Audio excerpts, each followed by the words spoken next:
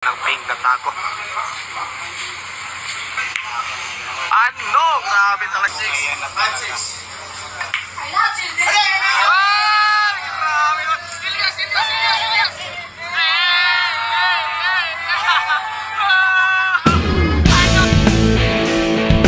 Sa video na ito, ating pag-uusapan ang magandang tirador sa billiard na sikat ngayon sa social media.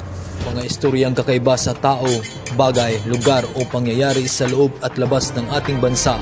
Ito ang Istoryahe TV. Subaybayan ang channel na ito at huwag kalimutan mag-like, comment, subscribe, and hit the notification bell para updated ka sa ipaparating na video.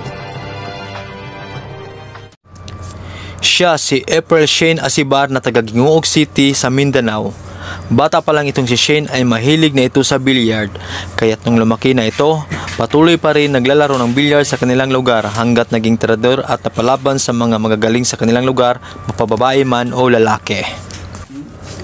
Nakalaban niya sina Rica Rindal na babaeng tirador ng Davao, Luis Linares ng Cagayan de Oro at ang The Legend and the Magician, Efren Bata Reyes.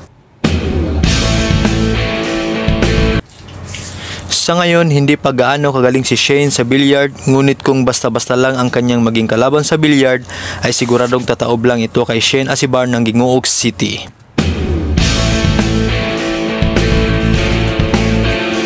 Si April Shane Asibar ay hindi puro lang billiard ang nasa isip. Siya ay nangangarap din na maging pulis balang araw. Siya ay estudyante ngayon sa Christ the King College bilang isang criminology student.